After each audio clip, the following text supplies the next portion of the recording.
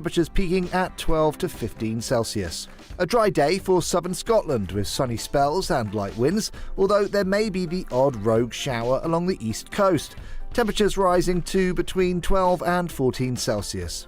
For Northern Ireland, it'll also be a fine morning with sunny spells. Here too, there may be the odd isolated light shower. Temperatures rising to around 14 Celsius this afternoon. Showers will fade back to the coast through the evening, turning chilly tonight under clear skies. That's how the weather is shaping up for the rest of the day.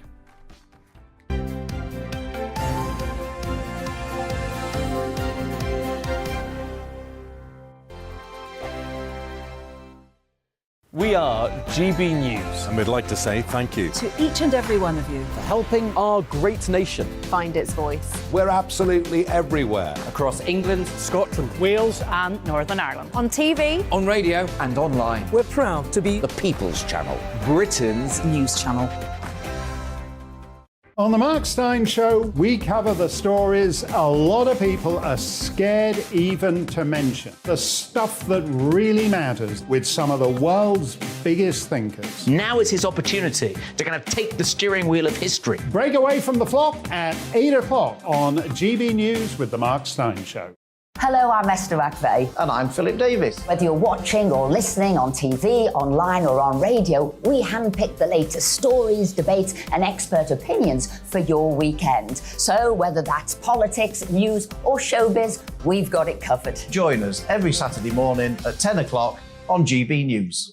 Join my show Farage, 7 p.m. till 8 p.m. Monday through Thursday, and there you will get opinion, analysis, debate, and I'll cover stories that nobody else dares to touch. You've been cancelled. Join the club. Oh my goodness me. And then for the last 15 minutes, talking pints. We're over a drink. We have a civilised conversation with someone. We very often disagree, but we do it in a grown-up way. Come and join me on Farage. Hi there, it's Stephen and Anne. At breakfast from 6 a.m, you'll always be caught up with everything you need to know, the latest headlines, opinions and debates. We'll bring you the good news and the bad, but most of all, we're here for you. Remember, send in your views and let us know what you would like us to talk about. That's because we're your news channel. And every morning at 6 a.m, it's breakfast on GB News.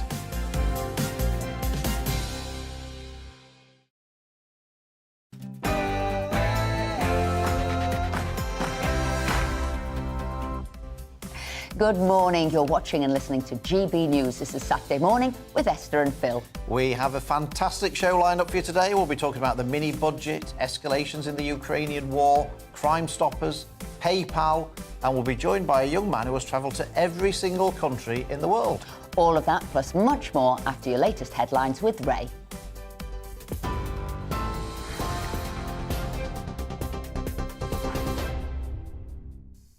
Good morning, it's coming up to 1 minute past 10. I'm Ray Addison in the GB newsroom.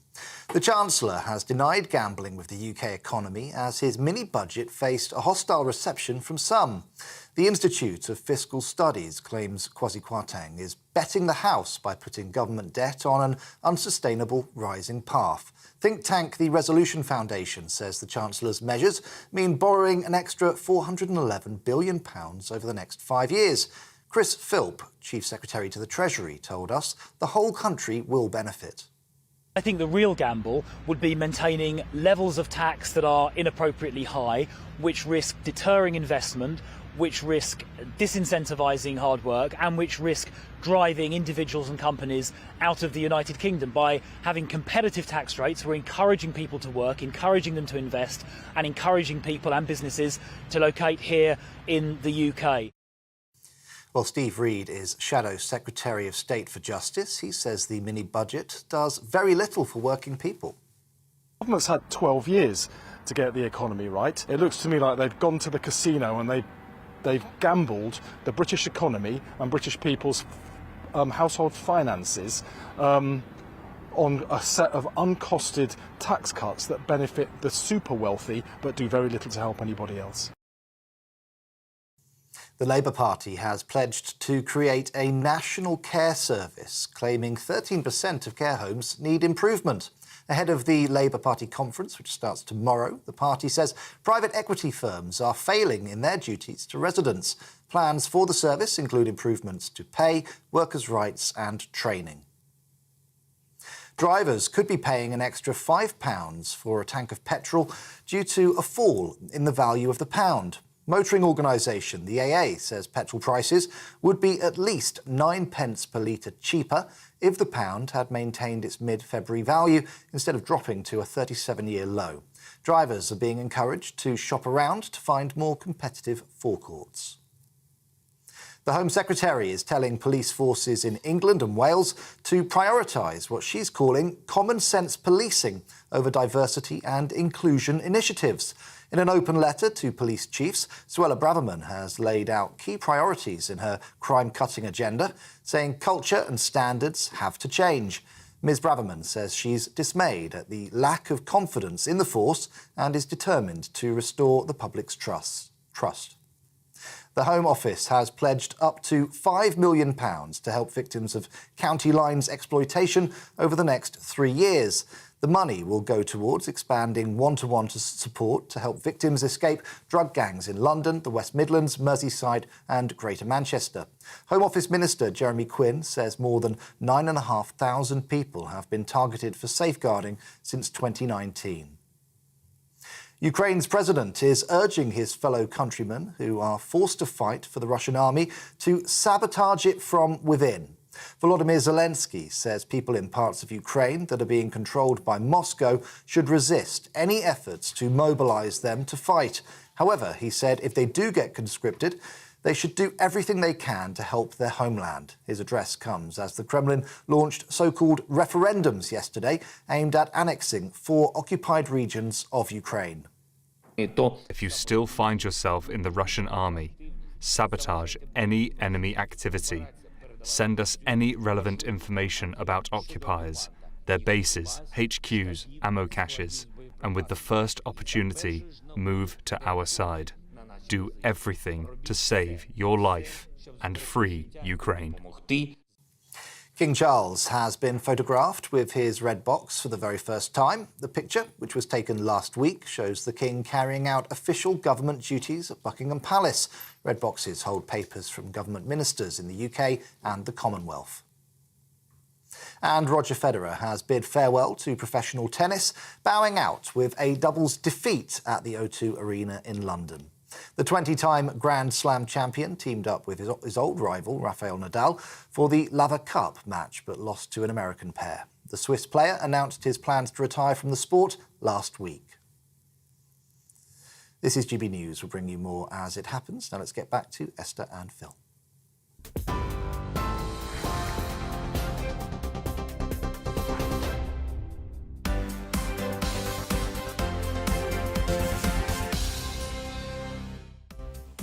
Good morning and welcome to Saturday Morning with Esther and Philip here on GB News. We've got a cracking show lined up for you today. We'll be taking a closer look at the mini budget from yesterday as Chancellor Kwasi Kwarteng outlined a series of tax cuts and economic measures that he says will boost growth. We'll be joined by a military historian to discuss worrying developments in Ukraine after President Putin's order to mobilise 300,000 more troops following various setbacks. And the CEO of Crime Stoppers will be here to tell us about that £200,000 reward being offered for information leading to the conviction of those responsible for the killing of 9-year-old Olivia Pratt-Corbell in Liverpool. As ever, we want to hear from you this morning, so if you want to get involved in the conversation, then email us at gbviews@gbnews.uk or tweet us at gbnews.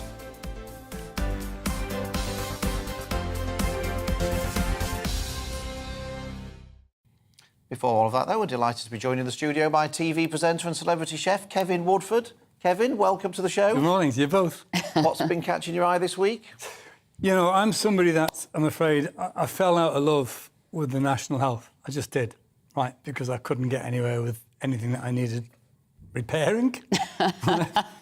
Nothing serious, but nevertheless. So I was thrilled when Theresa Coffey came out with what's going to be the saviour of the National Health. Until I actually looked at an article, and I think it was in the Times, which was the health plan at a glance, OK? So here's the thing. What she suggests, which we all know, the main problem is getting an appointment with a doctor. So she's saying, right, you have to see, not a doctor, but you have to be in contact with a GP surgery. They have to be in touch with you within 2 weeks of making that call. Fantastic. I'm thinking that's great. There's a chance that I might see a GP within 2 weeks. That isn't the case. What you will get is you'll be assured that somebody from within the surgery will be in touch with you, probably by phone. Could be a nurse, or it could be, this was the other thing, some other staffer. I don't quite know what that means, because when I ring my surgery for an appointment, what I get is this voice, command telling me, right, this is what you need to do. If you want to do this, press 1, press 2, press 3, press 4, press 5. Press 5 is you'll be put through not to a receptionist, which there used to be, but ours is a medical appointment navigator. OK? Which is great. Well, after all those numbers, you need a navigator, don't you? You need a map and a sat nav. You need a headache tablet as well, Esther, don't you, really? Right, OK. And then somebody will be in touch with you. Fantastic, right. So what she's doing is this. She's going to introduce GP league tables. Fantastic. That tells you how bad your particular surgery is. Doesn't do anything other than that, but gives you the option of saying, my surgery is rubbish, I'm going to move to another one. Try getting into another one. Not possible. Not possible at all. Prevention. Right. Prevention. She's going to support healthier lifestyle. There's going to be an obesity strategy. I'm saying no more on that. Right. And blood pressure monitoring. Fantastic. Ambulances. Shorter wait times by increasing the number of beds and the introduction of virtual wards in order to monitor patients that have got a problem. So you're at home and you're on Zoom and you've got a problem. I don't really see how that's going to help. But maybe she's got a greater sort of plan than we're thinking of. What is good with social care, she's introduced £500 million into adult social care fund, right? And here's the thing. £15 million is going into an investment in order to attract international recruitment. Again, that's a time-consuming process. I don't see how that's going to have an immediate effect upon improving the situation. But for me, I think the scariest thing of all is that pharmacies are going to be given greater responsibility. They're going to be able to actually, give you prescriptions without a GP signing that off. Right? Now, the problem that I have with all of this is that if I get an appointment with my GP, it takes 2 weeks to get the phone call. I get the phone call, and at that point then there's a chance I might get a prescription. I take that prescription to my pharmacy, and it's going to take a week to get that particular medicine. Now, if this whole thing is to improve the NHS, I fail to see how these particular intent models will actually work, to be quite frank. And the idea of me putting the responsibility over to a pharmacist to tell me what I need for whatever my illnesses are, that scares the life out of me. So at this stage, I'll hold back on it, but Teresa, that impressed. Jury's still out. I bet you there's lots of viewers who'll have a view on that, either how long it's taken them to get a GP, what do they think of using technology, I can understand using that, and pharmacists prescribing. So we want to hear what you think about that. Now, I want Kevin to talk about something that many people may not know about, because there's been a lot in the paper about how many people are still coming over in dinghies from France and all the rest of it. It's a huge issue. But I think there's something that people may not know that I want to flag up, which is about the level of support that asylum seekers get when they come into the UK. And if people want to go, it's on the government website, the government.uk website, and just look under asylum support. You can read it for yourself, but I will tell you what it says because I think people might be shocked. It says, housing. You'll be given somewhere to live if you need it, if you come in claiming asylum. Then it says cash support. You'll get £40.85 for each person in your household. This will help you pay for things like food, clothing and toiletries. Your allowance will be loaded onto a debit card each week. So you get somewhere to live, you get £40.85 per person every week. Right, I can just about manage with that. The next section says, if you've been refused asylum, it says you'll be given somewhere to live, £40.85 per person per week on a payment card for food, clothing and toiletries. You get exactly the same amount of money if you've been refused asylum as if you are applying for asylum. And then, of course, it says there's extra money you can have. If you're pregnant, you get an extra £3 a week. You've got a baby under 1 year old, you get £5 a week. A child aged 1 to 3, £3 a week. Then it says maternity payment. You can apply for a one-off £300 maternity payment if your baby is due in 8 weeks or less, or if your baby is under 6 weeks old. If you have been refused asylum, you can apply for a one-off £250 maternity payment, and you apply for the maternity grant in the same way whether you're still an asylum seeker or you've been refused asylum. Now, I find it absolutely extraordinary that people who have been refused asylum, they've been deemed a bogus asylum seeker, in effect, are still getting the same level of support as when they were applying for asylum.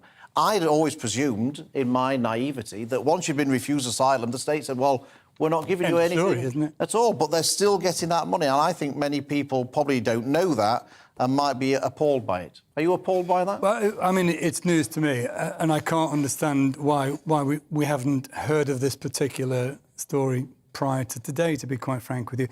I agree entirely with you. I think, you know, there's a humanistic element to this where if somebody has been, you know, accepted into this country, then we have a duty of care. There's no question about that, no question whatsoever. Although I do think that also extends to some of the veterans that we find, you know, homeless without any support whatsoever from the government. But the debate being that if somebody has been refused asylum here, then that is ridiculous, totally ridiculous. And whoever actually created that model... But that's the issue, isn't it? You get it whether you're an asylum, deemed as an asylum or not. That is the issue, isn't it? You're getting exactly the same support there. Esther, what did you see? I was looking at something, and it was actually the Leicester Mercury this week, and it's "We will not let inciters of hate win." Now, we all know what happened this week. You know, where did it come from? Well, supposedly it was a Pakistan-India cricket match that seemed to get everybody up in a lather. However, how is it ended up two clashes on the streets between Muslims and Hindus? And what I wondered is, where did that anger come from and how is it being fueled? And that's the key thing. People are saying now social media, whether it's inflaming it, whether it's inciting it, some of it is fake news to get people out onto the street, to antagonise the situation. And we've also seen the situation here where we've got Chowdhury, the race preacher, who was imprisoned in 2016, who couldn't use social media for a little while, has just had this given back to him, his ability to preach and to speak at the same time. So I think we've got to say is, how is this happening? How do we stop it? Social media here being used to terrible ends, and worst of all, it is spreading across the country. It's moving from Leicester to Birmingham, to London, to other places. And I would have thought when people come to this country, asylum, you know, seeking asylum, economic migrant, I thought people come here to get away from those divisions that upset what was happening in the country. They come here for a peaceful existence, an open society and democracy. We cannot have this going on. Government really has to clamp down on this kind of hatred on the streets of this country. Totally agree. And I mean, there is evidence, isn't there, that there's you know, people coming in from other parts of the UK into Leicester to actually make the whole matter worse. But you know what? It's Sunday morning. Let's lighten this up a touch. It's Saturday morning. It's Saturday morning. See? He's wishing his time away. You can save that. You can save that story till Sunday morning. I'm not doing the Sunday show. I'm not doing the Sunday show. But we'll come back to that story at the 11 o'clock hour. You'll be back. You'll be joining us at the 11 o'clock hour on Saturday. Just remind me, what day is it? You know what that was? He was partying. He was partying last night. I was partying. I'm going for a lie down. He needs to go and see his doctor. I can't get an appointment. Now, the Chancellor has said tax cuts aimed at boosting economic growth are fair, despite being accused of gambling with the economy. Kwasi Kwarteng scrapped the top rate of income tax as part of the biggest package of tax cuts in 50 years. And some Tory MPs have said it was wrong to cut taxes for the wealthy during the cost of living crisis. We're joined now in the studio by business commentator Justin Urquhart-Stewart. Justin, welcome. Pleasure. Good morning. What did you make of the budget? Mini budget. If that's a mini budget, what does a full-size budget look like these days? It was huge. Yeah. Trying to identify all the different bits and then interpret them. Being a sad git in the markets, the first thing I look at is the markets and what's actually happened. So headlines were stocks fall out of bed because of this. Well, be careful. FTSE 100 was down just under 2%. But actually, so were the European markets, so were the American markets, give or take a few small percentage points. So it's not just a British issue. Of course, our budget's important, but bear in mind what's happening in a bigger picture around the world. The global economy is slowing. There is inflation. All those central banks are putting up rates to try and stop inflation getting any worse. But at a time also when you want the economy to grow.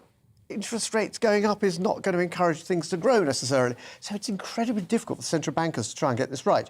However, what you've got here is a change in policy, quite clearly. Let's actually try and get the economy to grow. And that's got to be a good sign overall. But in order to do this, the finance of it is going to be eye-watering. And already, and to be a pointy-headed economic stuff, you go back 3 or 4 months and our debt was being, in terms of the yield you have to pay on this, was about even down below 1%. Then it went to 2, 3, now at 4%. What this is telling you is the global markets are saying, we will invest in you in Britain, but it's going to cost you. And we've never defaulted, and that's what they're worried about. How worried should we be about the slide in the pound, the value of the pound? Because this is what all the focus has been on, that the markets haven't got confidence in the mini budget because the currency's sliding. Ray said during the news that's going to cost more at the petrol pumps for people. How worried should we be about the slide of the pound, particularly against the dollar? Well, that's the issue. Of course, in times of global worry, people move to the dollar because that's regarded as a safer haven than anywhere else. So part of that has an impact. But also, of course, it means that anything we are importing, and I know we discussed before in terms of things like food, 50% of our food is imported. That's all going to add to inflation. The other side of that coin is, of course, our exports are therefore cheaper. But in a global weakening economy, there may not be the demand that was there. And let's go back to that global weakening economy. It wasn't a mini budget at all, really, was it? It was an emergency budget to kick-start the economy. It really was what was needed after lockdown. Everything in one way or another had ground to a halt. So if it wasn't going to be kick-started this way, and they probably thought we can't keep doing the same thing that's been done before because that wasn't working, how else could they have kick-started the economy? It's very difficult. The problem here is you've got so many different things that the messaging going out to people is confusing. Just big numbers, and I'm concerned about what's happening in the economy.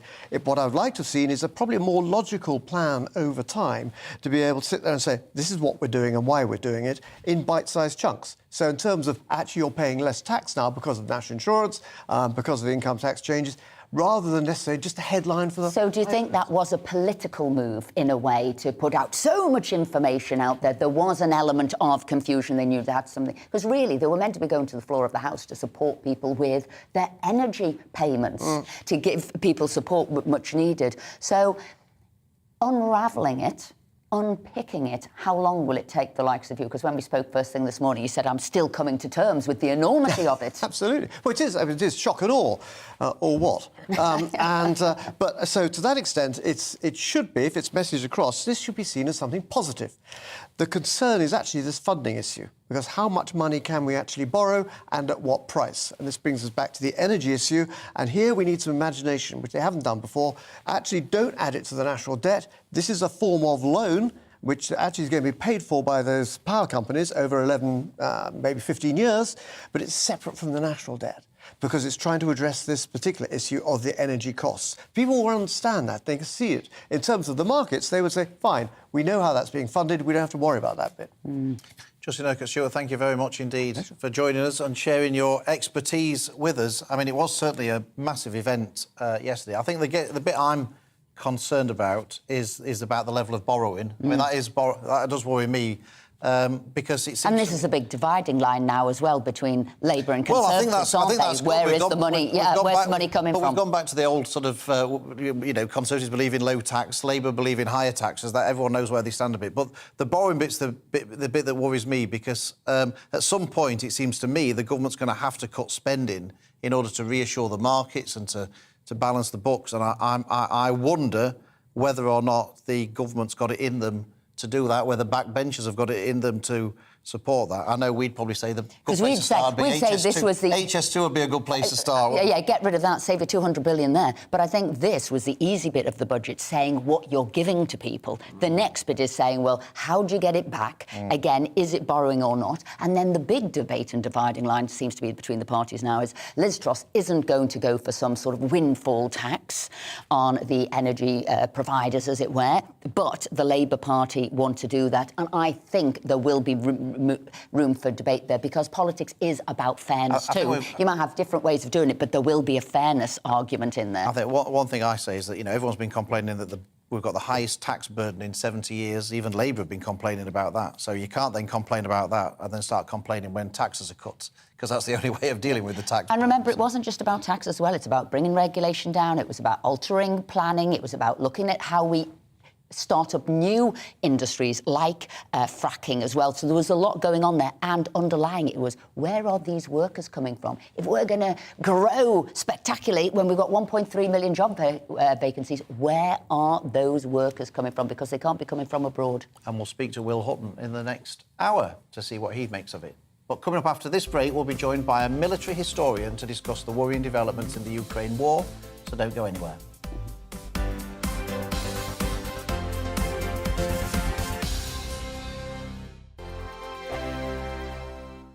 We are GB News. And we'd like to say thank you To each and every one of you. For helping our great nation. Find its voice. We're absolutely everywhere. Across England, Scotland, Wales and Northern Ireland. On TV, on radio and online. We're proud to be The People's Channel, Britain's News channel. On the Mark Steyn Show, we cover the stories a lot of people are scared even to mention. The stuff that really matters with some of the world's biggest thinkers. Now is his opportunity to kind of take the steering wheel of history. Break away from the flop at 8 o'clock on GB News with the Mark Steyn Show. Hello, I'm Esther McVeigh. And I'm Philip Davis. Whether you're watching or listening on TV, online or on radio, we handpick the latest stories, debates and expert opinions for your weekend. So whether that's politics, news or showbiz, we've got it covered. Join us every Saturday morning at 10 o'clock on GB News. Join my show Farage, 7 p.m. till 8 p.m. Monday through Thursday, and there you will get opinion, analysis, debate, and I'll cover stories that nobody else dares to touch. You've been cancelled. Join the club. Oh my goodness me! And then for the last 15 minutes, talking pints. We're over a drink. We have a civilised conversation with someone. We very often disagree, but we do it in a grown-up way. Come and join me on Farage. Hi there, it's Stephen and Anne. At breakfast from 6 a.m, you'll always be caught up with everything you need to know, the latest headlines, opinions and debates. We'll bring you the good news and the bad, but most of all, we're here for you. Remember, send in your views and let us know what you would like us to talk about. That's because we're your news channel. And every morning at 6 a.m, it's breakfast on GB News.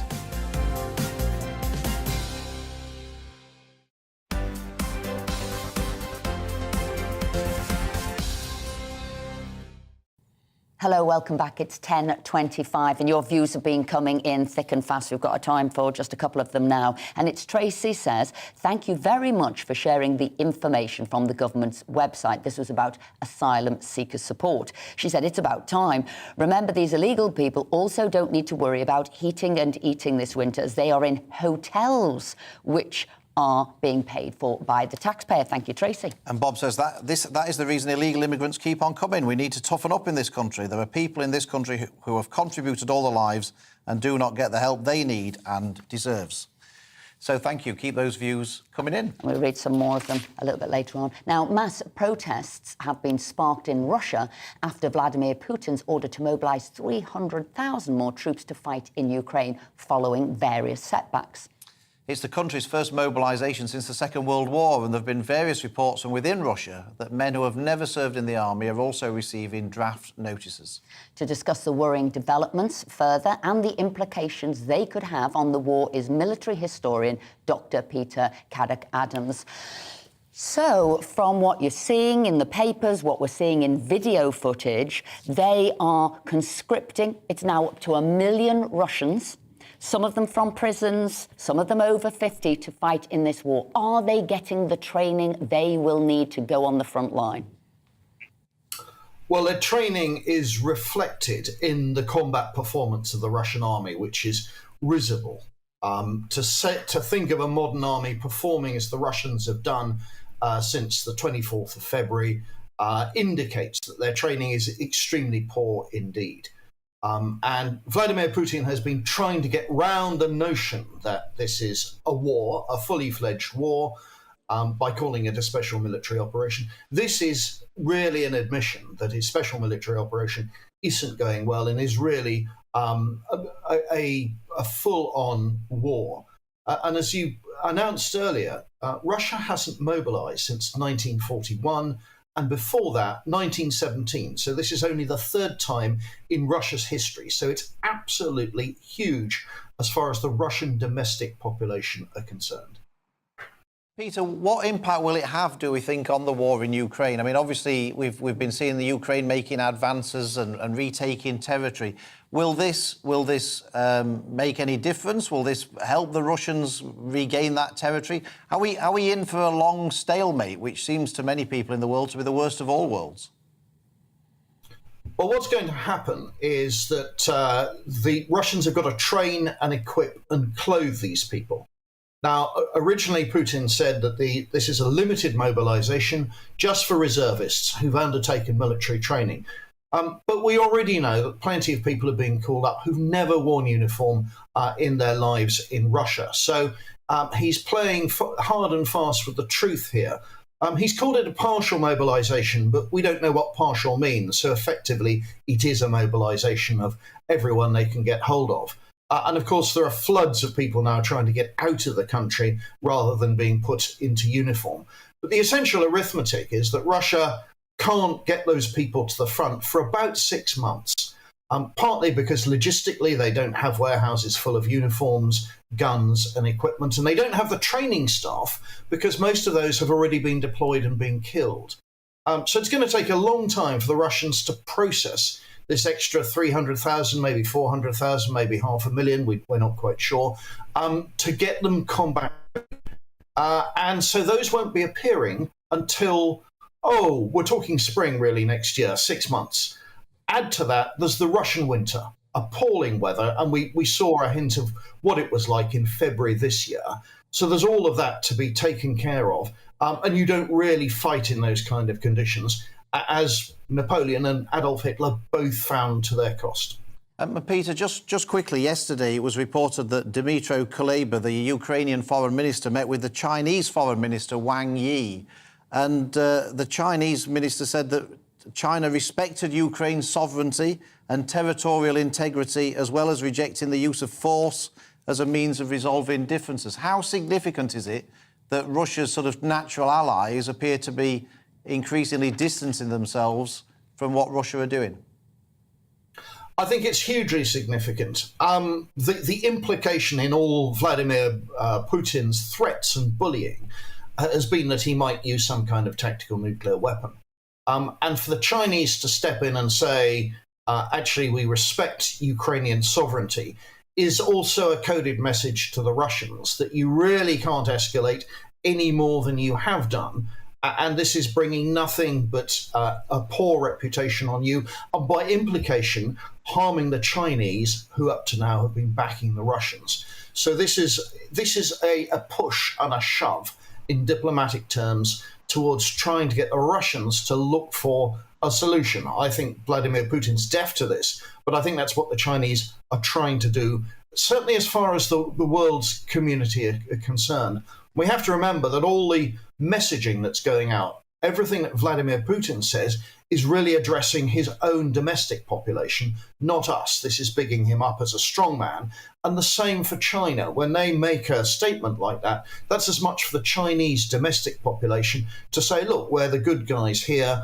We won't let Russia drag us down. And Peter, that's what I was going to say. Losing support internationally, this was a quick answer really. Is this really about domestic politics now, shoring up his own country, who are questioning what he's doing? Yeah, I mean, that's exactly what it is. And Putin is in a difficult place because so far the war has been, if you like a sports match, a football match, where people at home in Russia can cheer knowing it's not going to affect them. And now they're being sucked into taking a view because their loved ones are being taken away to the front, whether they like it or not. All the soldiers before were not conscripts, they were sort of volunteers mostly. And so now with this mobilisation, they have to take a view, and most of them are, if pushed, are hostile to this war because they can't see it gaining Russia anything at all. And of course, international sanctions are hurting. Dr. Peter Caddick-Adams, thank you very much indeed for joining us today, and hopefully you'll come back on the programme at a future date. Thank you. Thank you. Now, UK charity Crime Stoppers have offered a £200,000 reward for information leading to the conviction of those responsible for the killing of 9-year-old Olivia Pratt-Corbell, who was fatally shot when two men burst into her home in Liverpool in August. Joining us now to discuss the historic sum of money and the charity's work is the CEO of Crime Stoppers, Mark Hallis. And it is a big sum of money, 100,000 by Lord Ashcroft, 100,000 by a private donor. But does this sort of money really help in the conviction of criminals? Because that's what we need to do. Yeah, sometimes it does, and sometimes it doesn't. And I think it's such a heinous crime that's really sort of touched the heart of the nation that we need to leave no stone unturned to make sure that we can do whatever we can to get that individual and a number of individuals to call us who might have information regarding that tragic incident. And Mark, in terms of Crime Stoppers more generally, I mean, it's been on the go, I think, since 1988, although I think it became Crime Stoppers in 1995. It's all about anonymity, as far as I understand. Is that the key focus, that people can call you anonymously to give information and nobody will be able to trace who it is making the call? Is that the secret of success for Crime Stoppers? Absolutely, Phil. That's absolutely at the heart of who we are and what we do. We all know that that people generally want to do the right thing, and we all know that most people find it in themselves to be able to talk to the police directly. But sadly, through circumstance, cultural reasons, it might be close to home, it might be somebody next door, that they need the opportunity to be able to do the right thing without, in any way, shape or form, having any comeback. And we absolutely guarantee people's anonymity, whether they telephone us or whether they send in an online form. And that is essential, and maybe you can tell us some of the things that people will want to hear to know that they've got that reassurance. Liverpool it's my hometown, so it's a small city. People say people know people. Will they have the protection they need from the police? Will word get out? This will be of genuine concern on the ground in other cities, but I know in Liverpool, which we always say is such a small community. So how can you reassure those people? The first thing is just what we've just said. It is exactly as described. But in a little bit more detail, if people fill out an online form, which people increasingly do, then the IP address is stripped out in the ether before it gets to us. So when we pass that information on to the police as a result of that information... And you're totally separate to the police? Totally separate. We're an independent charity, and I think that's really important to understand. You know, we're not hidebound to the police in any way, shape or form. We're here for our beneficiaries. We're here for the public. We're here for the disenfranchised, the voiceless, and that's who we're focusing on. And likewise, if people telephone us, there's a one-way scramble of the telephone number with no reverse key. So again, there is absolutely no way that the police or the courts can know who called us, because we don't know. And I think that's critical. So how do you give them the money then? How do they get the reward if you don't know? I think all I can sensibly say is that if you've got information regarding the murderer of poor Olivia, then either on the online form or there is a mechanism there where it says if you're interested in a reward. And also, if you call us, just make it clear to the call agent, and there's a mechanism in place that means that anonymity is guaranteed. Okay. There's another step in the process. There's another step. That's the extra bit if you do want that reward. I think this is really important for people to understand. How many crimes do you think you've helped solve over that period in time? I mean, how many people call Crime Stoppers? That's a great question.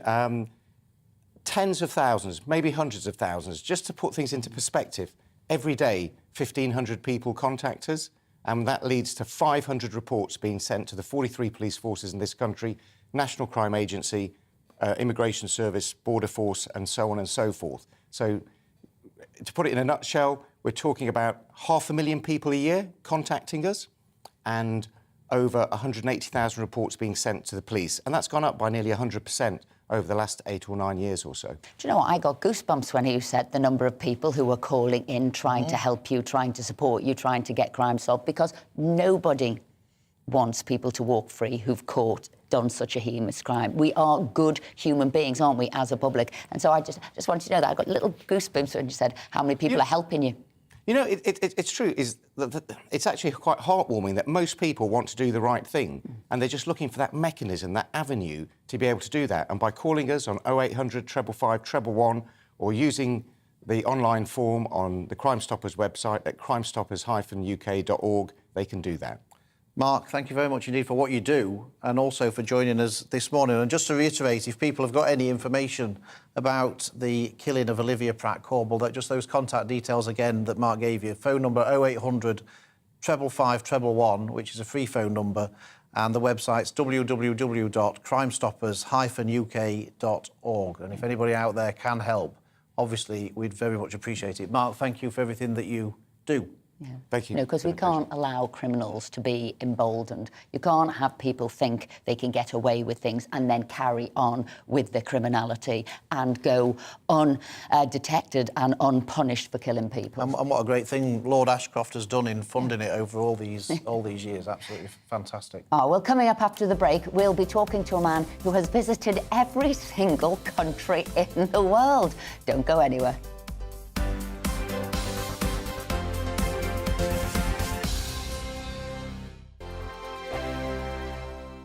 We are GB News. And we'd like to say thank you To each and every one of you. For helping our great nation. Find its voice. We're absolutely everywhere. Across England, Scotland, Wales and Northern Ireland. On TV. on radio and online. We're proud to be The People's Channel. Britain's news channel.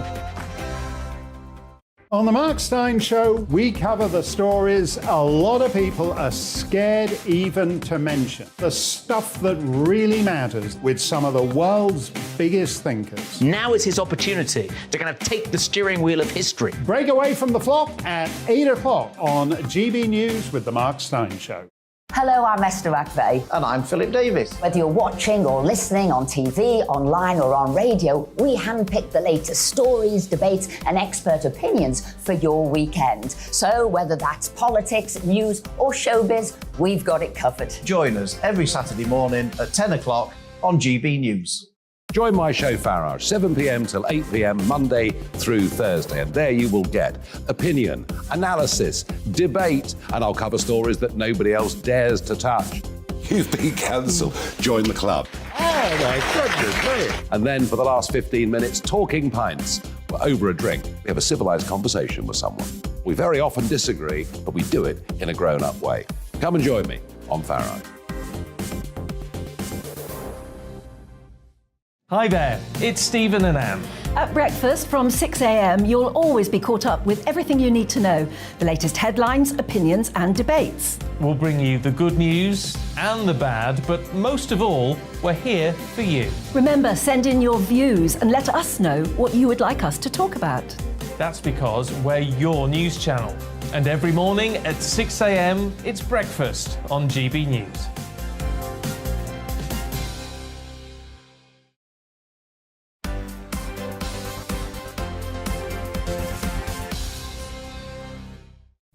Welcome back to the show. Lots of you have been getting in touch. Esther? Yeah, Michael says, and we were talking about that pharmacies can prescribe drugs now. He says there are already many pharmacist prescribers and they generally work alongside GPs, reviewing medications and ensuring patients' medications are optimised. It works very well. I'm a nurse prescriber and we provide specialist assessment and reviews. Thank you, Michael, for that. And Marianne says, whilst the government are trying to get to grips with finances, they've completely missed the boat, forgive the pun, with migrants. It feels like the government have their eyes tightly shut when it comes to illegal immigration. It is what will defeat them at the next general election unless they do something about it. I think they grossly underestimate the strength of feeling in the electorate about this. Was that Marianne? That's Marianne. I think Marianne could be right about I think Marianne is spot on. COVID is back in the papers today, with the rise in cases being reported. Here to discuss the changing landscape and what's happening at home and abroad in regards to booster vaccinations is Dr. Steve James. Good morning. Thank you for being here today. So it's back in the papers. Is this to get us all racing down to the GPs to get a booster jab? Well, at present, there's an offer of a booster jab, but it's two kinds of offer. One is that you can have the autumn booster if you're vulnerable, but the other is that you can have your third jab if that's your booster. So it's a bit confusing as to which kind of booster people are being offered. Steve, I just wondered what struck me about what seems to be happening. I think pretty much everywhere, and I just wondered whether or not you felt on the back of it that the sort of COVID mantra was changing. In the past, it's always been about everyone had to be locked down, everyone had to have the vaccination and all the rest of it. Now, it seems to be a bit more nuanced about, it's people over 50 who need to go and get the vaccine, maybe not other people. Am I right in thinking that there's been that change or not? Yes, there's definitely a shift in the language that's being used. If you look in the NHS website, the sort of in bold section is about reducing serious illness and death. And then it's in lighter font where it talks about reducing transmission.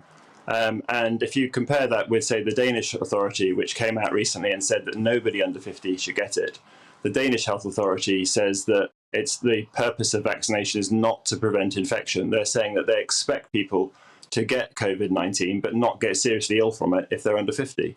So if you start to look at the messaging that's coming out, it's starting to say, well, we know there are different risk profiles, which is what people have been saying for a long time, and we're going to adjust the policy according to that. So, Steve, how can people calculate that risk-benefit analysis? I mean, obviously, for the vast majority of people, the COVID vaccine has been beneficial for them, but for a few people, clearly, there's been adverse reactions, and obviously there's the payments being made for people who have been caused serious damage by the vaccine. So, is there any way that people can calculate for themselves the sort of risk and benefit analysis? And how does the government calculate that?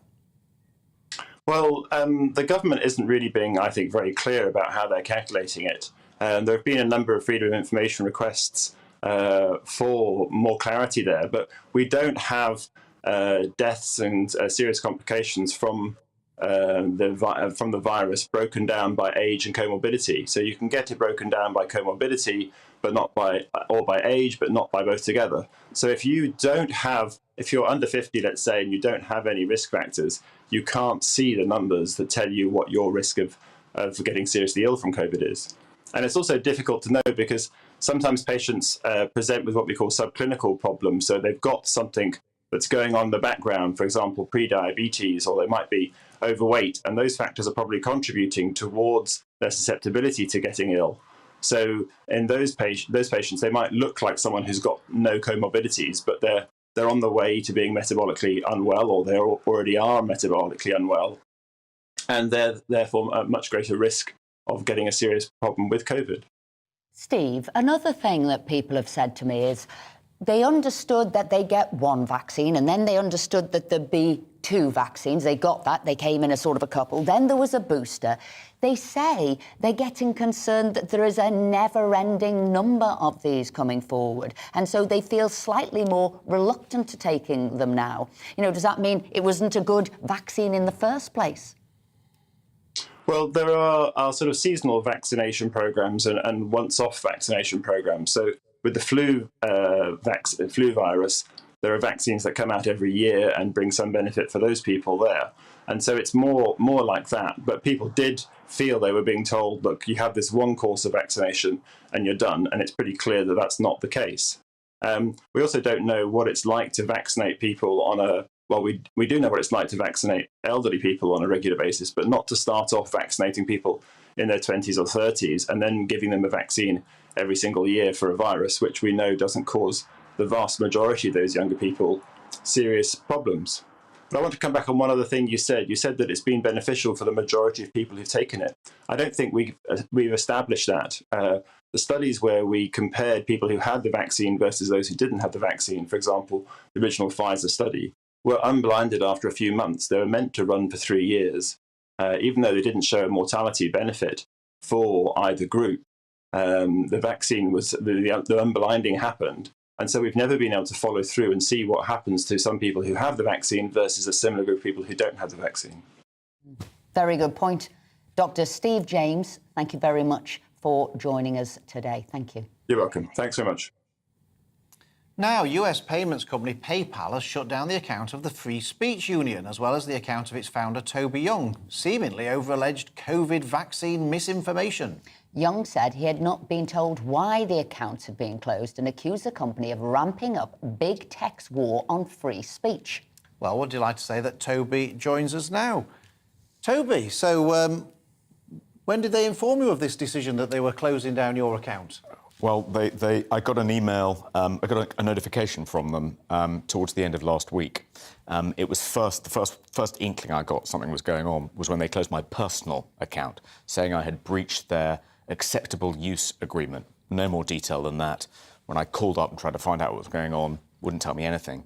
A few minutes later, I was then notified that the PayPal account of the Daily Skeptic, my news publishing website, was also being closed. And then the bombshell after that, again, a few minutes later, saying that the account of the Free Speech Union had been shut down. And that causes real problems because about a third of the recurring membership dues that the Free Speech Union depends on from our 9,500 plus members are processed by PayPal. So we've had to contact them all and say, please use a different payment processor. But it seems to be a real assault, I think, on free speech. I mean, we've heard about other big tech companies, kicking people off their platforms, in some cases withholding banking facilities because they disapprove of something perfectly lawful that they've said. They disapprove of their politics. But I think this is the first time a big tech company has actually shut down an organisation that just stands up for the right to people to say what they want to say in the public square. And it is a censorship, isn't it? It's a censorship by denial of access to services. Absolutely, yeah. I mean, it's really significant. We see this kind of thing happening in China.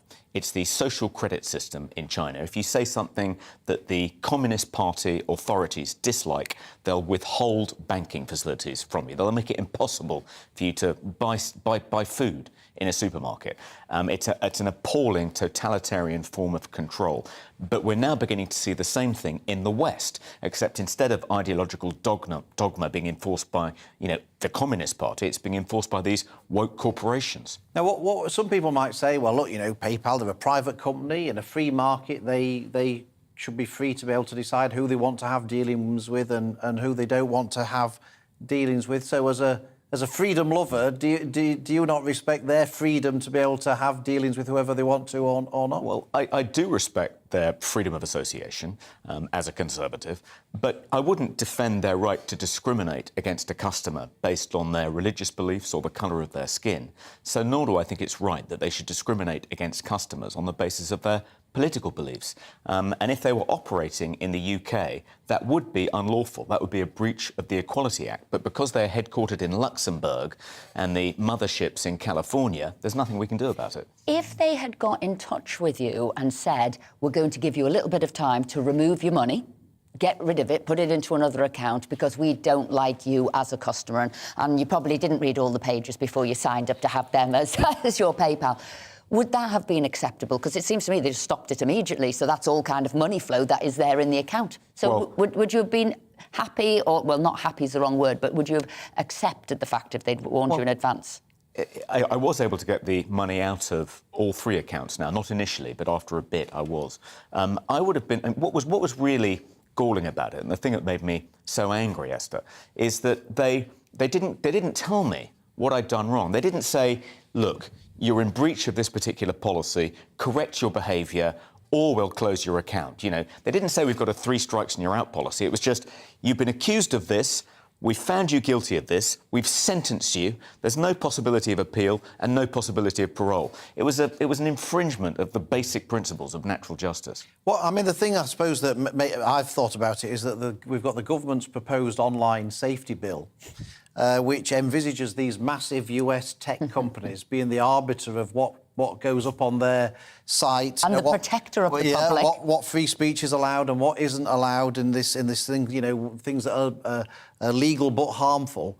should this be a warning to us all that this online safety bill, this is what's going to come if this online safety bill goes ahead, and that the government must stop this online safety bill before we go down that route any further? Absolutely, Philip. I mean, we see what these big tech companies are doing to censor perfectly lawful speech that someone in the executive suite disapproves of, with the additional incentive of being told by the government they have to remove legal but harmful content from their platforms and demonetize and deplatform and cancel people that are saying supposedly harmful things, even though they're perfectly legal. This kind of thing will just run rampant, and it's a really good argument against the online safety. But you have got some supporters, some friends there. You've got Jack D, who's cancelled his account in protest. Who else is coming on board? Yeah, that's fantastic. And Sharon Davis, yesterday, she cancelled her account in solidarity. I say I've received hundreds of emails, hundreds of letters from people saying they've cancelled their PayPal accounts, and the Free Speech Union has attracted about 500 new members. So it turns out PayPal are a fantastic recruiting sergeant for the Free Speech Union. There is an irony, isn't there, that that PayPal have actually cancelled the account of the Free Speech Union. I mean, there is a great irony of all the organisations to cancel the account of you. Yeah. You couldn't really write. Well, I guess that's the solution, isn't it? If in a free market, the solution is stop being a customer of these companies that you don't like what they're doing. Absolutely, and I would encourage everyone watching your programme to shut down their PayPal accounts and to not reopen them unless PayPal agrees to stop discriminating against people with perfectly lawful views, but with views they happen to disapprove of because they're not woke. It's not always that easy, is it, though, when you've got big, giant global companies who might only be one of one or two or three? It's not that easy. So these people are doing it now, but really are put in a very delicate situation. Yes, I think the solution must be some kind of legal safeguards being put in place to prevent financial services companies from discriminating against customers, shutting down the accounts of people whose politics they disapprove of. The politics of customers of banks should be a matter of complete indifference to those banks. They shouldn't be making a record of it, examining it, auditing it, and shutting down people's access to banking facilities if they don't like their politics. Is this happening in other countries around the world? Because I mean, I don't quite understand about this, Toby, is that the US is supposed to be the beacon of free speech and it's enshrined in their constitution, and yet it's these big US technology companies that seem to be threatening it. So are they doing these things in America as well, or are they just doing it in countries like the UK? No, they are doing it in America too. A couple of, numerous sites have been shut down by PayPal in the past year. It seems like they're having a bit of a purge, a cleansing of anything politically incorrect from their platform. A company called Mint News, another company called Consortium News, they were both shut down. Colin Wright, a gender-critical evolutionary biologist who blogs against trans dogma. He had his account removed. When he asked them why they'd removed it, they said, we're not going to tell you, and if you want to know, you're going to have to subpoena us. But there are fightbacks taking place in America. So Texas, for instance, has just passed a law making it illegal to kick someone off a social media platform, Twitter, Facebook, YouTube, for political reasons, provided the person's views are perfectly lawful. There's been a little bit of a backing down of PayPal because they took us for them off PayPal. I was reading today in the papers they've put them back up. So whether there was a bigger backlash there, I thought maybe you were a trial case and we will see many more coming forward. Why do you think they backed off us for them? Well, Us For Them is an organisation started by three mums concerned about school closures during the lockdowns and the impact it was having on their children, and campaigned for the reopening of schools, something we now realise was absolutely the right thing to do. Closing schools was a mistake. I think everyone accepts that now. Why they shut down the account of Us For Them, then, is an absolute mystery. I mean, it couldn't be more wholesome. I mean, they have, I think, campaigned against giving vaccines to children. So maybe that's it. We know that anyone who challenges any aspect of kind of the vaccine rollout, if they question the safety and efficacy of the vaccines, particularly for children, then they're often deplatformed. That's often a reason that they're described as disseminating COVID vaccine misinformation. Nonsense. So that may be the reason in Us For Them's case. I'm glad that they've done a reverse ferret on that, and I hope that the backlash caused by shutting down the Free Speech Union has had some impact. That's what the Free Speech Union does. We protect people's right to free speech, so I'll chalk this up as another victory. Well, there's hope for you yet, so you might get your account count back don't based on think so, what Philip. Esther's just said. But Toby, thank you very much for joining us and sharing your experience with us and our viewers today. That's it for the first hour of the show, but don't go anywhere. We'll be back after this short break. Looking ahead to today's weather, and the UK will be showery for some, but with sunny spells and some longer sunny intervals as well. Here are the details. For southwest England, a largely fine and dry day with sunny spells, a few showers for West Cornwall and breezy at times. Temperatures peaking at around 16 Celsius this afternoon. Sunny spells and showers for southeast England. Showers confined to coastal areas at first, but developing more widely by this afternoon. Highs of 18 Celsius. Mostly dry with sunny spells for South Wales, although a few showers in the far west where it'll be breezy. Highs of 17 Celsius. The Midlands will see a mixture of scattered showers and sunny spells. Showers mainly in the east at first, but then developing in the west for the afternoon. Highs of around 16 Celsius. For northeast England, a mixture of scattered showers and sunny spells. It'll be breezy along the North Sea coast, where it'll feel rather cool, with temperatures peaking at 12 to 15 Celsius. A dry day for southern Scotland with sunny spells and light winds, although there may be the odd rogue shower along the east coast. Temperatures rising to between 12 and 14 Celsius. For Northern Ireland, it'll also be a fine morning with sunny spells. Here too, there may be the odd isolated light shower. Temperatures rising to around 14 Celsius this afternoon. Showers will fade back to the coast through the evening, turning chilly tonight under clear skies. That's how the weather is shaping up for the rest of the day.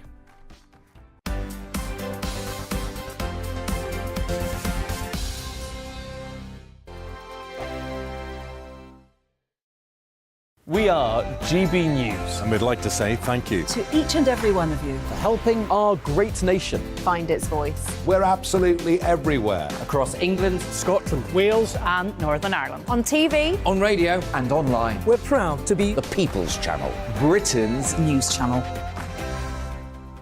On the Mark Steyn Show, we cover the stories a lot of people are scared even to mention. The stuff that really matters with some of the world's biggest thinkers. Now is his opportunity to kind of take the steering wheel of history. Break away from the flop at 8 o'clock on GB News with the Mark Steyn Show.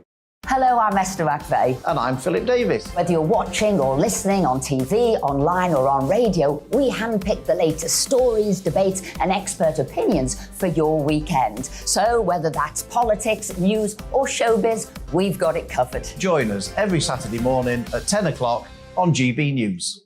Join my show Farage, 7 p.m. till 8 p.m. Monday through Thursday, and there you will get opinion, analysis, debate, and I'll cover stories that nobody else dares to touch. You've been cancelled. Join the club. Oh my goodness me! And then for the last 15 minutes, talking pints. We're over a drink. We have a civilised conversation with someone. We very often disagree, but we do it in a grown-up way. Come and join me on Farage. Hi there, it's Stephen and Anne. At breakfast from 6 a.m, you'll always be caught up with everything you need to know, the latest headlines, opinions and debates. We'll bring you the good news and the bad, but most of all, we're here for you. Remember, send in your views and let us know what you would like us to talk about. That's because we're your news channel. And every morning at 6 a.m, it's breakfast on GB News.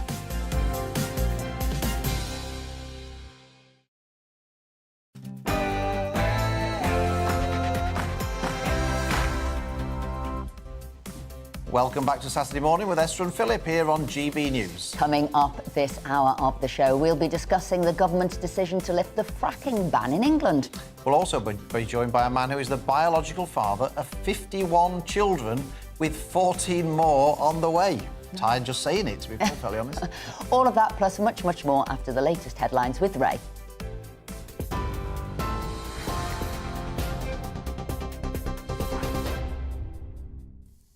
It's 11 a.m. Here's your latest from the GB Newsroom. The Labour leader is accusing the government of gambling the mortgages and finances of the British people with what he's calling casino economics.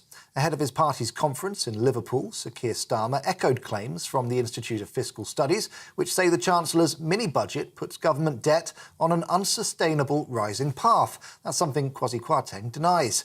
Chris Philp, Chief Secretary to the Treasury, told us the whole country will benefit. I think the real gamble would be maintaining levels of tax that are inappropriately high, which risk deterring investment, which risk disincentivising hard work, and which risk driving individuals and companies out of the United Kingdom. By having competitive tax rates, we're encouraging people to work, encouraging them to invest, and encouraging people and businesses to locate here in the UK. Steve Reed is Shadow Secretary of State for Justice. He says the mini-budget does very little for working people. The government's had 12 years to get the economy right. It looks to me like they've gone to the casino and they've gambled the British economy and British people's household finances on a set of uncosted tax cuts that benefit the super wealthy but do very little to help anybody else. The Labour Party has pledged to create a national care service, claiming 13% of care homes need improvement. Ahead of the Labour conference, which starts tomorrow, the party says private equity firms are failing in their duties to residents. Plans for the service include improvements in pay, workers' rights and training. Drivers could be paying an extra £5 for a tank of petrol due to a fall in the value of the pound. Motoring organisation, the AA, says petrol prices would be at least 9 pence per litre cheaper if the pound had maintained its mid-February value instead of dropping to a 37-year low. Drivers are being encouraged to shop around to find more competitive forecourts. The Home Office has pledged up to £5 million to help victims of county lines exploitation over the next 3 years. The money will go towards expanding one-to-one support to help victims escape drug gangs in London, the West Midlands, Merseyside and Greater Manchester. Home Office Minister Jeremy Quinn says more than 9,500 people have been targeted for safeguarding since 2019. GBNews has seen evidence of thousands of people camped around Dunkirk and Calais waiting to cross the English Channel in small boats. It comes as another 656 people made the journey in 15 inflatables on Friday, bringing the total number who've crossed this year to well over 32,000. GB News' Kent producer says thousands are gathering in makeshift camps, mainly Africans, Iranians and Iraqis. GB News has also been told that border force facilities at Dover Harbour are critically overloaded. Ukraine's president is urging his fellow countrymen who are forced to fight for the Russian army to sabotage it from within. Volodymyr Zelensky says people in parts of Ukraine which are being controlled by Moscow should resist any efforts to mobilise them to fight. However, if they do get conscripted, they should do everything they can to help their homeland. His address comes as the Kremlin launched so-called referendums yesterday aimed at annexing 4 occupied regions of Ukraine. If you still find yourself in the Russian army, sabotage any enemy activity. Send us any relevant information about occupiers, their bases, HQs, ammo caches, and with the first opportunity, move to our side. Do everything to save your life and free Ukraine. King Charles has been photographed with his red box for the very first time. The picture, which was taken last week, shows the King carrying out official government duties at Buckingham Palace. Red boxes hold papers from government ministers in the UK and the Commonwealth. And Roger Federer has bid farewell to professional tennis, bowing out with a doubles defeat at the O2 Arena in London. The 20-time Grand Slam champion teamed up with old rival Rafael Nadal for the Laver Cup match, but lost to an American pair. The Swiss player announced his plans to retire from the sport last week. This is GB News. We'll bring you more as it happens. So let's get back to Esther and Philip.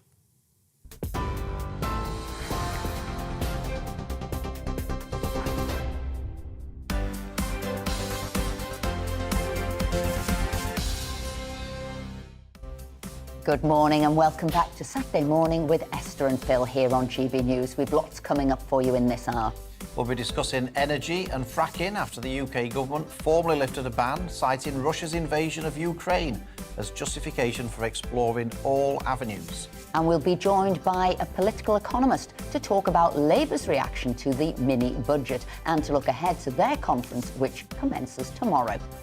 And we'll be talking to a man who is the biological father of 51 children with 14 more on the way. Keep those views coming in as well. Email us at gbviews@gbnews.uk or tweet us at gbnews.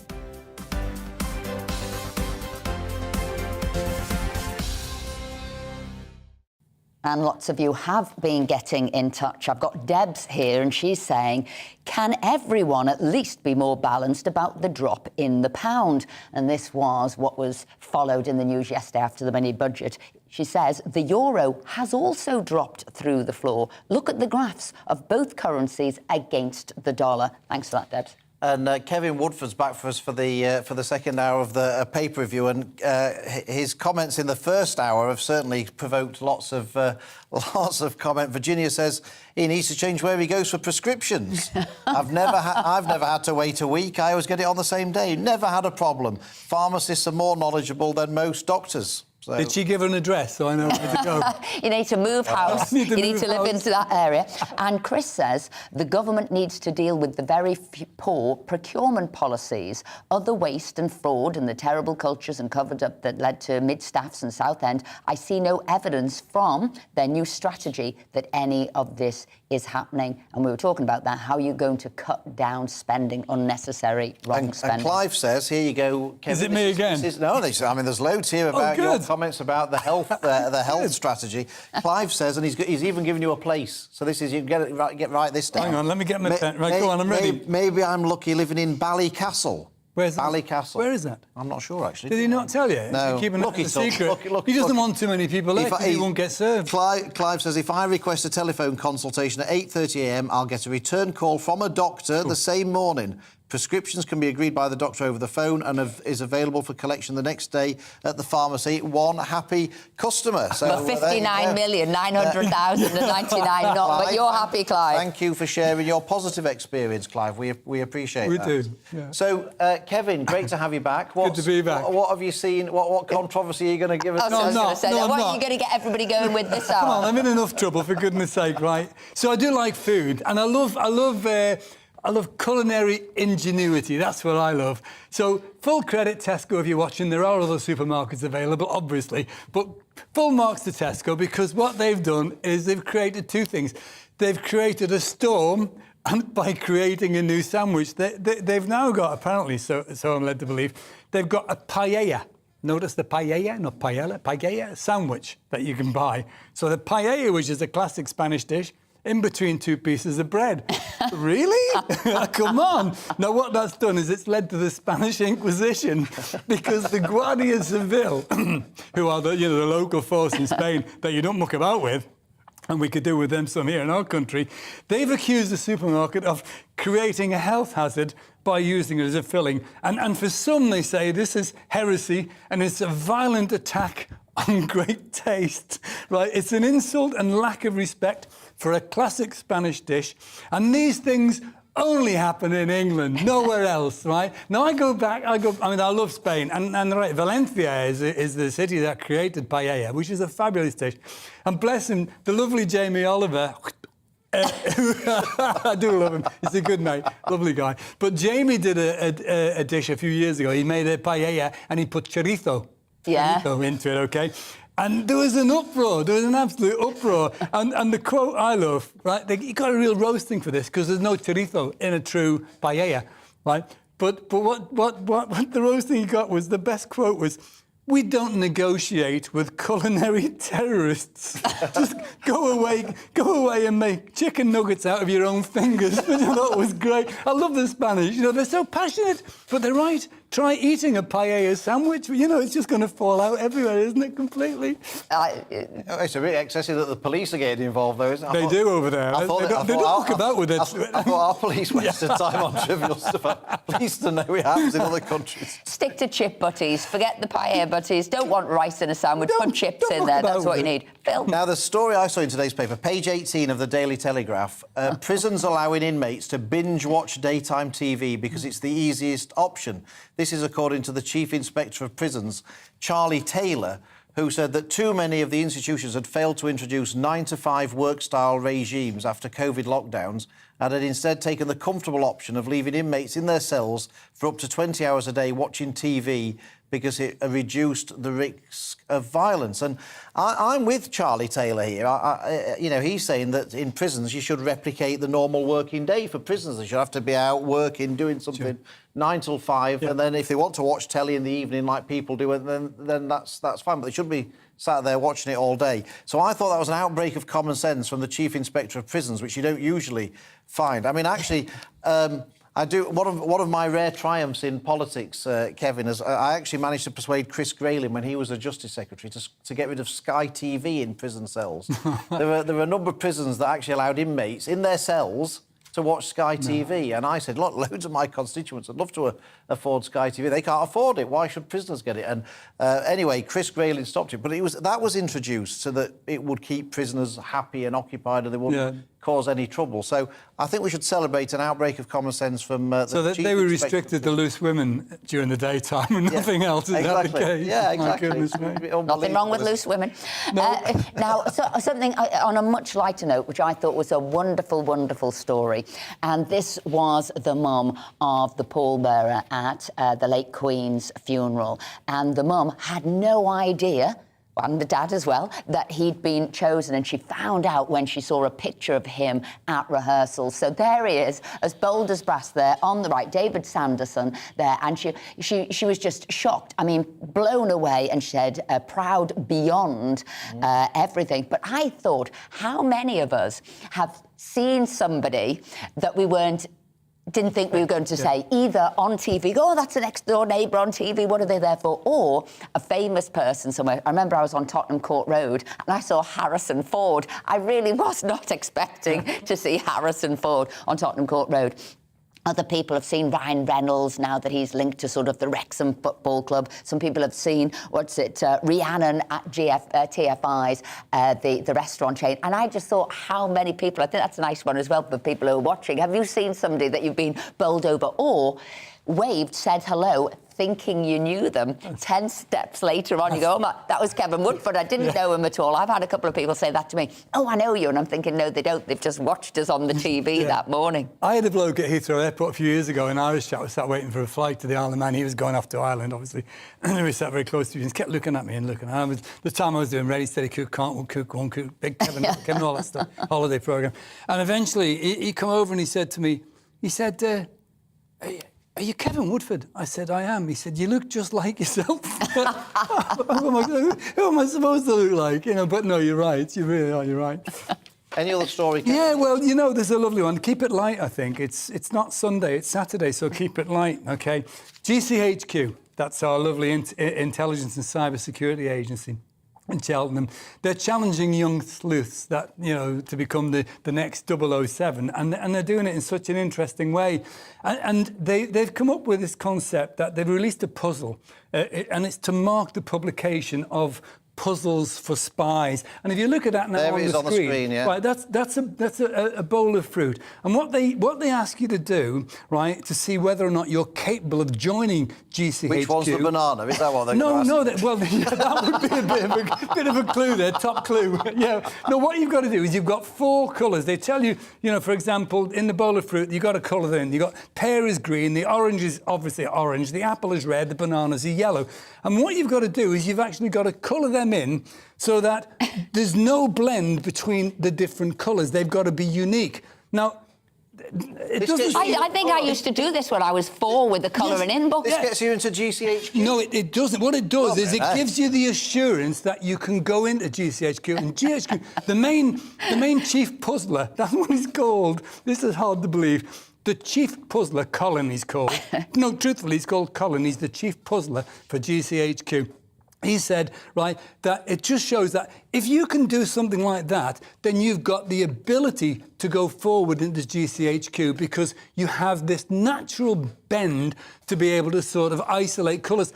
Now, that's fine. I would never get into GCHQ. The reason being, I'm not colourblind. No, truthfully, I'm not colourblind. I am colour stupid. I was never taught colours when I was at school. So, yes, I can understand some of the basic colours, but I wouldn't be able to do that, Philip, right? This is like an episode of Call My Bluff. No, I'm trying to work out whether this is... I'm not being funny. Yours going to appear Hang at on. some point. He wasn't taught colours. Couldn't you have learnt them later in life? What colour are those flowers in front of you? Yeah, I'm all right with that. That's basic. But when they start... You didn't say it. What colour is it? No, I'm not going to commit myself to that. No, I'm not. But no, this is true. Now, because what they say, listen, what they say, here's the thing, right? It says, solving puzzles in your spare time, right, it requires some skills. And it's those skills that the people at GCHQ have got which keeps the nation safe. Maybe a cryptic crossword, I can see, but identifying what colour a banana is. I wouldn't come here and lie to you. I can't really imagine that Russia and China are quaking in their boots, learning that this is the test for people at GCHQ. I mean, this is... I'd say both of you have gone bananas. Anyway, moving on. Well, Kevin, thank you very much for joining us. I think we'll have lots of comments about that too, to be perfectly honest. From bananas to our next story, and this is about a recovered sex addict has blamed a high-profile feminist for a rise in misogyny, saying man-hating attitudes are driving men to a toxic ideology. Belinda Love, who, very appropriate name there, isn't it? Who overcame her sex addiction and is now a relationship guru, single out female social media influencers as being the worst offenders in the war of the sexes.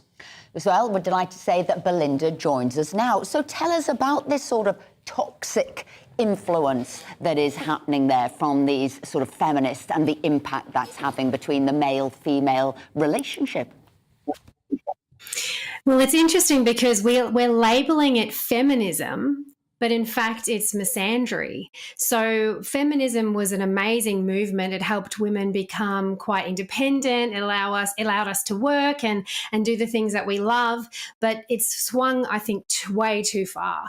Women hating on men is now causing men to become misogynist again and hate on women. And, you know, we can't fight fire with fire. It will burn the whole house down.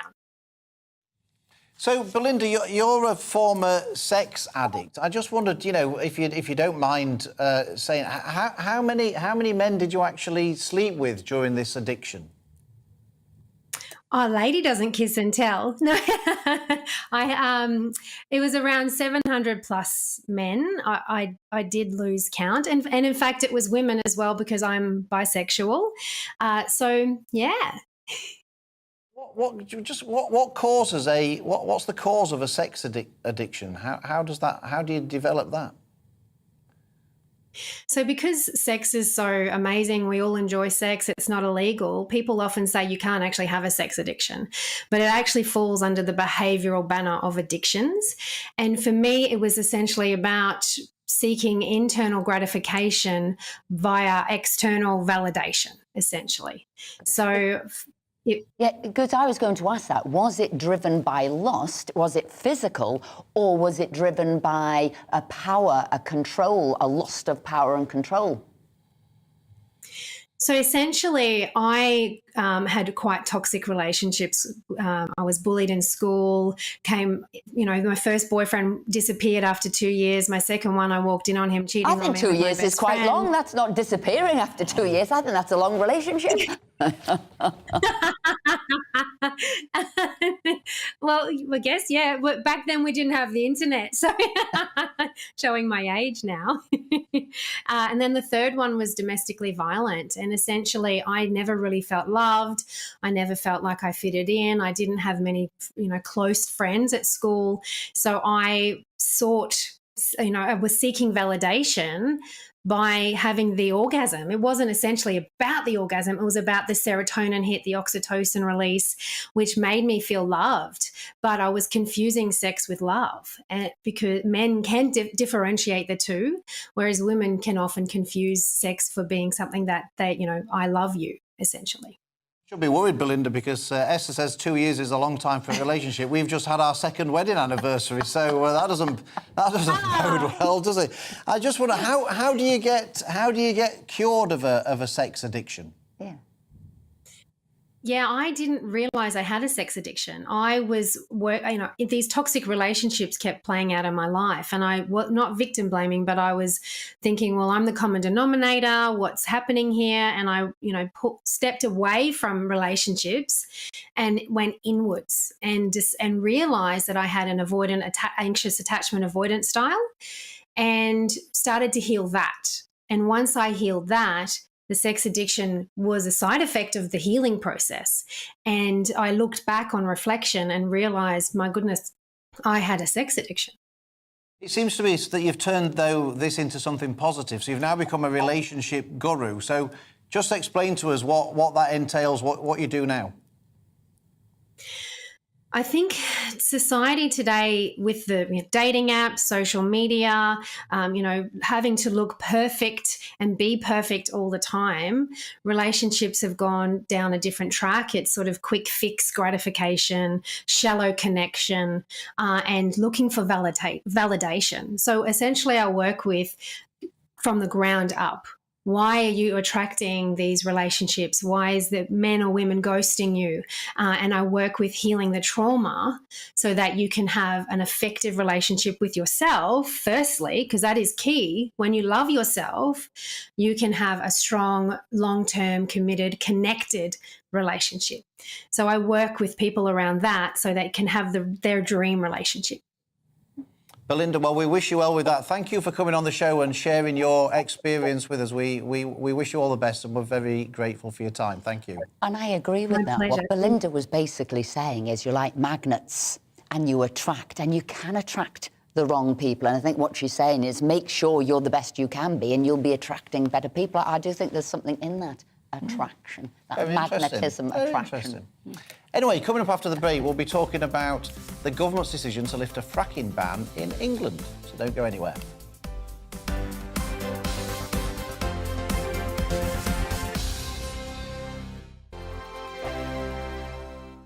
We are GB News. And we'd like to say thank you. To each and every one of you. For helping our great nation. Find its voice. We're absolutely everywhere. Across England, Scotland, Wales and Northern Ireland. On TV. on radio, and online. we're proud to be The People's Channel. Britain's news channel.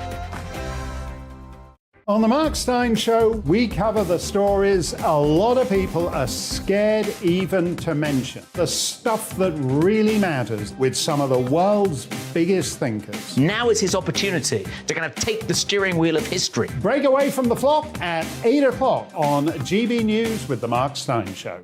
Hello, I'm Esther McVeigh. And I'm Philip Davis. Whether you're watching or listening on TV, online or on radio, we handpick the latest stories, debates and expert opinions for your weekend. So whether that's politics, news or showbiz, we've got it covered. Join us every Saturday morning at 10 o'clock on GB News. Join my show Farage, 7 p.m. till 8 p.m. Monday through Thursday, and there you will get opinion, analysis, debate, and I'll cover stories that nobody else dares to touch. You've been cancelled. Join the club. Oh my goodness me! And then for the last 15 minutes, talking pints. We're over a drink. We have a civilised conversation with someone. We very often disagree, but we do it in a grown-up way. Come and join me on Farage. Hi there, it's Stephen and Anne.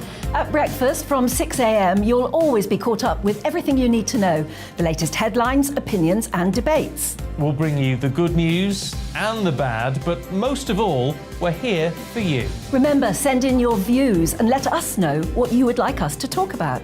That's because we're your news channel. And every morning at 6 a.m, it's breakfast on GB News.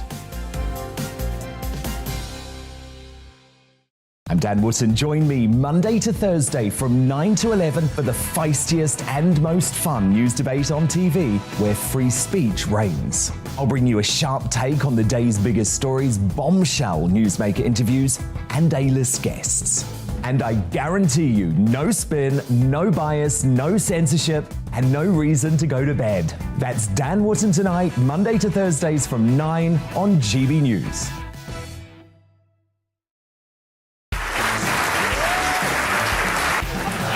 My name is Andrew Doyle, Join me every Sunday evening at 7 p.m. for Free Speech Nation. This is a show where we address current affairs and news stories of the week with the help of two wonderful comedian panellists. I brought in comics because I want to give it a lighter edge, and also they work for less.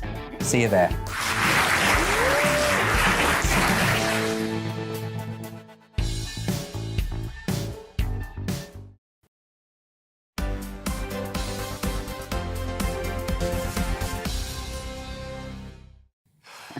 Welcome back to the show. It's 11:25. Lots of you have been getting in touch, Esther. Derek says, nothing for the ordinary working person on low wages. We were talking about the budget earlier on with Justin Urquhart-Stewart, and we'll be speaking to Will Hutton a little bit later. The millions of voters with mortgages have long memories and will use their vote differently come election time. I, along with other people, thought Liz would help the ordinary people, but obviously not. And Lynn from Leeds said, if you're a British and worked most of your life, you get nothing. The money we put into this country just gets given to people that have never worked for this country. Which other country does that?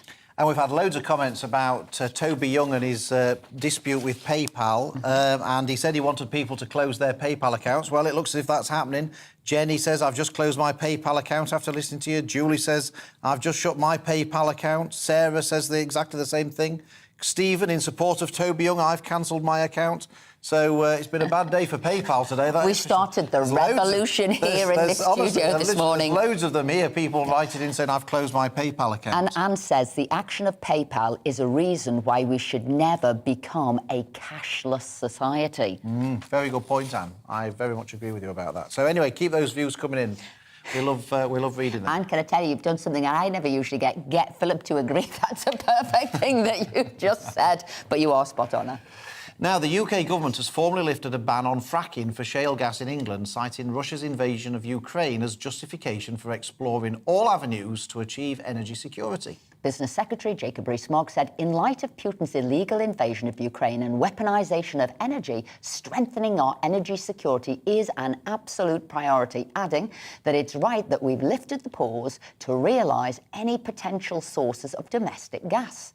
To discuss the story further, we're now joined by Dr. Benny Piser, who's a director of Net Zero Watch.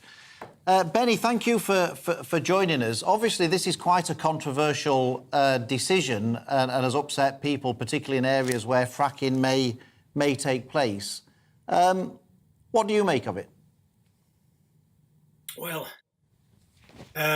we've been really calling for the government to use all energy resources for years.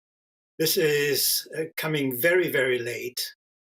We should have started 10 years ago, and we wouldn't be in this terrible situation we're in now. Just think about all the manufacturers who are moving to the US now because they can't afford the energy anymore. They're moving to the US because energy prices in the US are a fifth of what they're here, and that's mainly because they use shale gas. We're sitting on this potential gold mine, particularly here in the north of England. And for some weird reason, we're not using that gold mine. Benny, you say it's a weird reason. I was reading in The Guardian, I think it was yesterday, Chris Cornelius, the geologist who founded Quadrilla, the UK's first fracking company, he was saying that it will be impossible to do this on any meaningful scale in the UK. It wouldn't help with the energy price crisis. It was simply a political gesture. He said, I don't think there is any chance of fracking in the UK in the near term, and that the geology of the UK was unsuited to widespread fracking operations, and that no sensible investors would take the risk of embarking on large projects here. He's a supporter of fracking, and he's saying that. So what would you say to those points that he's raising? Well, look, the first thing is we have to try and test and see how much there is and whether it's economically viable. So if he's so concerned, let the investors try and have a go. And if he's right, if that's the case, we might not get much out of the ground. But we don't know. We don't know. We need to find out. From a geological point of view, the shale basins are enormous. They're 10 times deeper than they are in the US. So potentially, there is a huge resource, but whether or not it can be taken out of the ground, that really depends on companies trying and letting them allow to try. That's the whole point. And that means the government has to give the green light now, because if we don't start testing it now, for sure there won't be any shale gas coming out of the ground by next winter. And like you said, Benny, people have really kicked the can down the road, not really wanted to look at the energy sources we have in this country. So, like, too difficult for this moment. And it's taken a terrible situation, costing sort of energy prices and the Russian war for us to do it. So whilst government might be opening the way, what do you think they could do locally to overcome the opposition? Well, clearly the companies who are going to drill should offer local people, cheap, perhaps free gas supplies. It's up to them to offer people who are directly affected, mainly through traffic. I mean, these tremors people don't really feel. They have to offer them something in return, and I'm pretty sure they will do that. We're not talking about huge numbers of people anyhow. What we can't do is give campaigners a veto over the UK's energy sources. So that's almost going back to the kind of coal situation. We need energy security. Energy security is important for national security. We will not be able, the economy will not be able to recover without bringing down the cost of energy. And that is my main concern, that, whatever you think about the mini budget, there's no going to be a recovery as long as energy prices are as high as they are, or anywhere near the prices they are now. And that requires, we need more supply, we need more domestic supply. And that's why it's so important to get on with it quickly. Benny Piser, thank you very much indeed. The closing words, get on with it quickly, and lots of people will be saying that about security, affordability and reliability of their energy sources. Absolutely. Now, coming up on the show, we'll be talking to a man who is the biological father of 51 children. But first, here's the news headlines with Ray.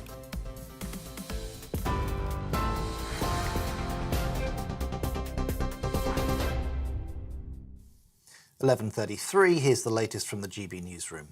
The Labour leader is accusing the government of gambling the mortgages and finances of the British people with what he's calling casino economics. Sir Keir Starmer echoed claims from the Institute of Fiscal Studies, which say the Chancellor's mini-budget puts government debt on an unsustainable rising path. That's something Kwasi Kwarteng denies. Chris Philp, Chief Secretary to the Treasury, told us the whole country will benefit. I think the real gamble would be maintaining levels of tax that are inappropriately high, which risk deterring investment, which risk disincentivising hard work, and which risk driving individuals and companies out of the United Kingdom. By having competitive tax rates, we're encouraging people to work, encouraging them to invest, and encouraging people and businesses to locate here in the UK. The Labour Party has pledged to create a national care service, claiming 13% of care homes need improvement. Ahead of the Labour conference, which starts tomorrow, the party says private equity firms are failing in their duties to residents. Plans for the service include improvements in pay, workers' rights and training. Drivers could be paying an extra £5 for a tank of petrol due to a fall in the value of the pound. Motoring organisation the AA says petrol prices would be at least 9p per litre cheaper if the pound had maintained its mid-February value instead of dropping to a 37-year low. Ukraine's president is urging his fellow countrymen who are forced to fight for the Russian army to sabotage it from within. Volodymyr Zelensky says people in parts of Ukraine which are being controlled by Moscow should resist any efforts to mobilise them to fight. His address comes as the Kremlin launched so-called referendums yesterday aimed at annexing 4 occupied regions of Ukraine. King Charles has been photographed with his red box for the very first time. The picture, taken last week, shows the King carrying out official government duties at Buckingham Palace. Red boxes hold papers from government ministers in the UK and the Commonwealth. We're on TV, online and on DAB+ radio. This is GB News. Back now to Esther and Philip.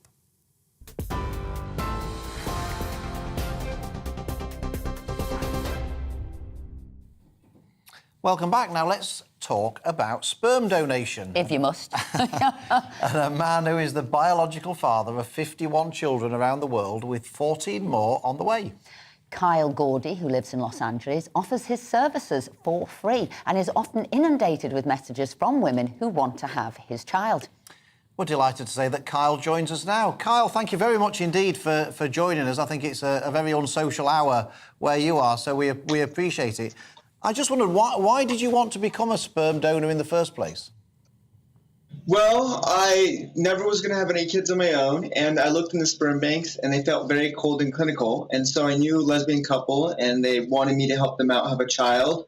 So I offered, and so essentially I donated my sperm to them in a cup, and they got pregnant. And after that, I pretty much knew I could start helping some people out. So how often do you donate sperm to a mother? I usually do it about 3 to 5 times a month. It just depends how often women recommend me or contact me. And so you've got 51 children, biological, 14 more on the way. I just wondered, do you want to see these children? Would you like to meet these children one day, or does that not interest you at all? I do meet some of them, and a lot of the moms also want me involved. That's the good thing about using me over a sperm bank, is that I give the children the option of meeting me at any point in time, whereas a sperm bank, you typically have to be 18 to see the biological father. So when are you going to stop? It's a lot of children. It is a lot of children, but the world is a big place. I would stop when women stop needing my services. Do you get paid? I do not get paid. Usually when I travel abroad, like I went to the UK recently and had a new pregnancy, I covered my travel in full. So I'm free, and usually I cover my travel in full if I go abroad. And usually in USA, I also cover my travel. And do you ever donate your sperm by sleeping with these women, or is it all done remotely? About 10% of the time, the women do request to do it naturally. In that case, we exchange STD results, and we do it. And what's the success rate? Because as you said, you're sort of helping, as it were, 3 to 5 times a month. What is your, I guess, you might be getting referrals because you've got a high strike rate. What is your rate of success? It's probably about, if we're not including miscarriages, probably close to 40% in the past 10 months, I calculated. So about 40%, which is higher than the average of 20%. I guess, some people said that there could be some moral questions here. How many children can you father? And I know you've said it's a big world, and you're helping people who want children. But I'm wondering, when you do see your children, I'm just wondering how you feel with that, sort of emotionally, psychologically, and just how many there are. Have you thought about that in the long term, the impact on you? Yes, it doesn't really affect me because I understand, I'm helping this woman out, and of course I'm not the father, and I understand it's a large number, but, obviously if you went to a sperm bank, a lot of times, that guy at the vial or whatever can have 100 or 200 kids, at least in America. So comparative to, the sperm banks, that's really not that many. And to me, the moms, they really like it because the children can have play dates with each other. They always have best friends they can look up to. So it's really like, in a sense, one big family to some of the people, some of the moms I've helped. So you're giving a personal touch to the sperm bank? Pretty much just a personal, more connection. Because with me, when I help someone, a lot of time it's based on a connection and how we feel about each other. Because that's a good thing. Like at a sperm bank, they can just say, "Oh, I want this or whatever. But with me, I actually have the option to say, okay, do I want to donate to this mom? Will she make a good mother? Kyle, all I can say, thank you so much for joining us, and thank you for what you do. And like I say, and joining us at such an unsocial hour. I've just got to say, I very much hope you've got a watertight contract in place, because I know how expensive children can be. And if you've got 51 and 14 more on the way, I hope somebody doesn't come with you for some maintenance payments for all of them, or else you could be bankrupted. So I hope you've got a good contract in place. But thank you so much for joining us and for what you do, which makes a massive difference to lots of people's lives. So thank you for joining us. Yeah, well, thank you. Thank you. It was about 3:30 in the morning, but he probably never goes to sleep, does he? No. I didn't know whether to tell him to stand up and take a bow or sit down and take a rest, to be perfectly honest. Well, coming up after the break, we'll be talking about the reaction to the Chancellor's mini budget. We'll also be looking at the biggest stories from the week in the world of showbiz and sport.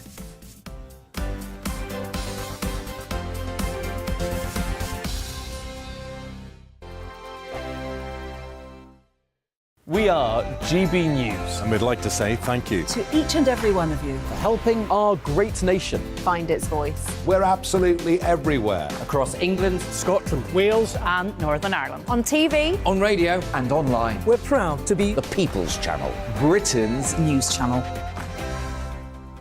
On the Mark Steyn Show, we cover the stories a lot of people are scared even to mention. The stuff that really matters with some of the world's biggest thinkers. Now is his opportunity to kind of take the steering wheel of history. Break away from the flop at 8 o'clock on GB News with the Mark Steyn Show.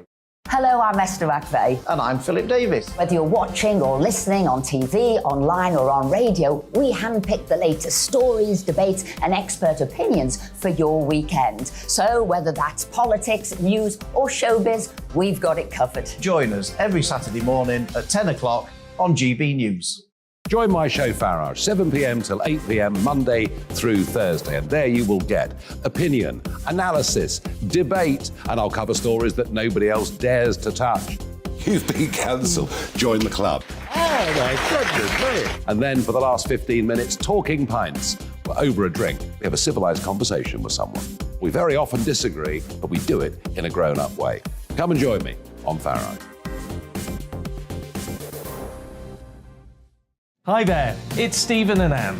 At breakfast from 6 a.m, you'll always be caught up with everything you need to know, the latest headlines, opinions and debates. We'll bring you the good news and the bad, but most of all, we're here for you. Remember, send in your views and let us know what you would like us to talk about. That's because we're your news channel.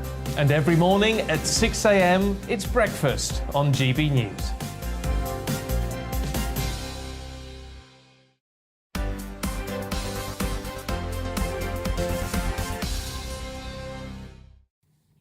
Welcome back. Let's now return to your views. What have you got, Esther? Well, I've got from Pat here. I'm amazed that it's so easy for migrants when we have military veterans on the streets with mental health problems at home. This cannot be right. Doesn't charity begin at home? And Ivy says, I'm not at all surprised by the violence in Leicester. We have destroyed our country with totally out of control immigration. And Brian says, homeless people in UK can also receive help from the government. Homeless can claim benefits while sleeping on the streets or in a hostel. You do not need a fixed address to do it. There is also a homeless prevention grant. Most people probably don't know that. Thanks, Brian. Yeah, and loads of people have been talking about Kevin Woodford's comments about the health service. Lynn says pharmacists are highly trained professionals who are more than capable of prescribing. In fact, they already exist. I would rather see a pharmacist, as they are open extended hours, to a GP surgery. It's definitely got lots of people talking, those Kevin's comments about the health strategy.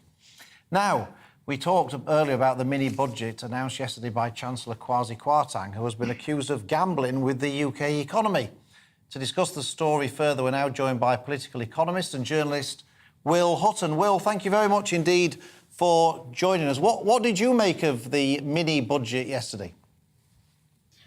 Well, I think what we made of it was less important than what the financial markets made of it.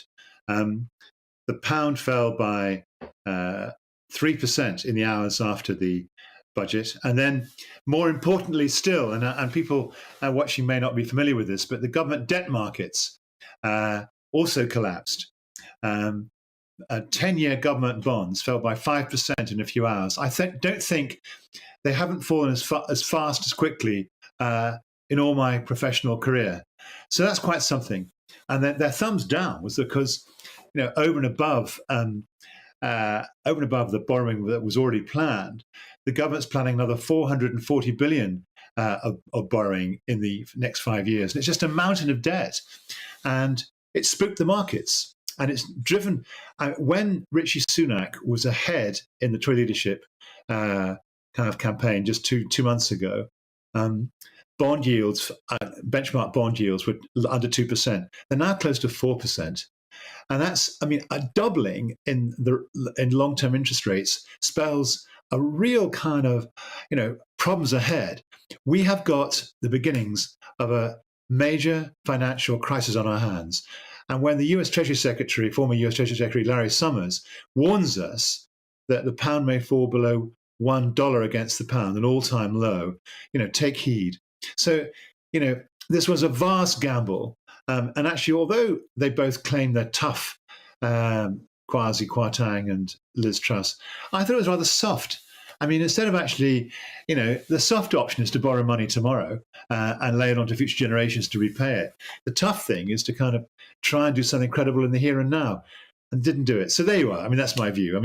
It's great news on energy. I'm delighted about that. Like many people, I think that's going to be good news. And there were bits and pieces of the budget that you have to welcome.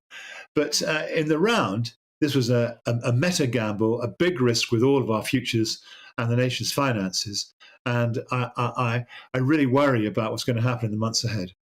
Will, we've had quite a few people getting in touch with the programme saying you keep going on about the fall of the pound. Well, actually, you'll see that the euro is really low in comparison to the dollar. So let's not focus just on that. There are other things that we need to focus on. And I think a lot of them were saying after lockdown, now with the sort of war in Russia and Ukraine, how were we going to kickstart the economy? And if I looked at the mission statement from the government, it was all about getting the country moving, removing the obstacles in the way. So whether that was tax, whether that was getting down sort of planning, regulation, and also industrial action. It was about getting the country moving. So if it wasn't going to get moving this way, we couldn't keep doing the same thing that had ground us to a halt and lockdown and everything on top. How would you, Will, get the country going?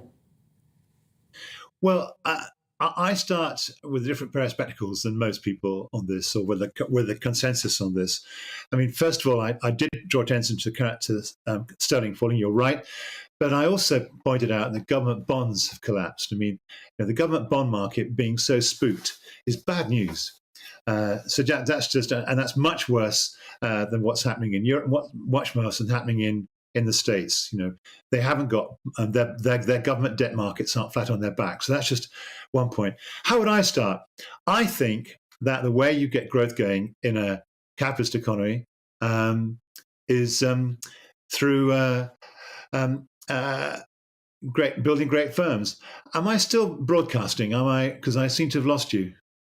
Still broadcasting, Will. Yeah, we've got you, Will. Carry on. Sorry, we've just put you on the main shot, but we're here.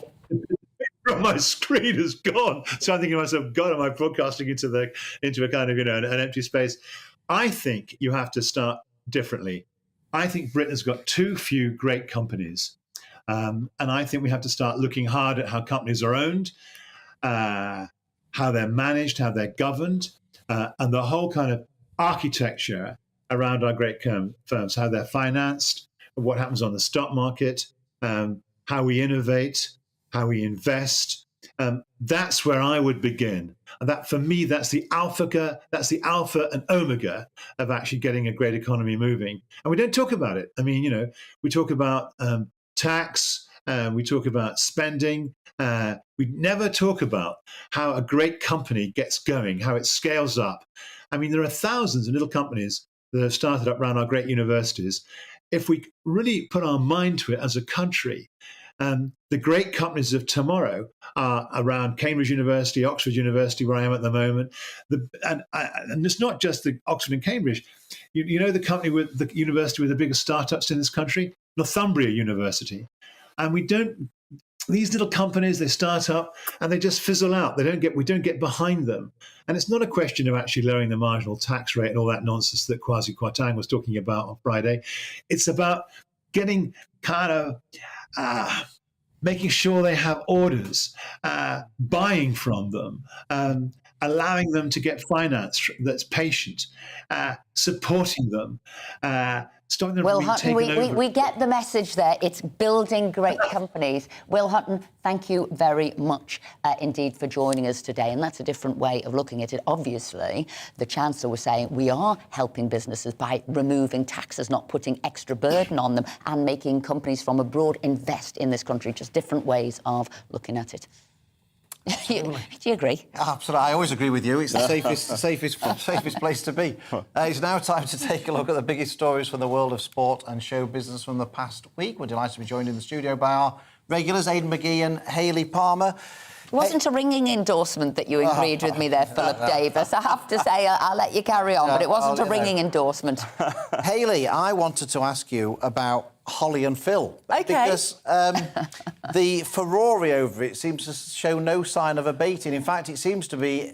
I actually saw on Twitter this morning a picture of somebody who'd put a bloke who'd put a Phil face on and a woman who put a Holly face on and barged in front of everybody at the queue for Madame Tussauds yesterday. No. Yes. Last night. Yeah. And I mean, what do you... Saying, don't you know who we are? We need to get to the front of the queue. I think we should all be more like David Beckham and give everyone donuts and have a lovely time in the queue. That's what I think. Do you know what I think is...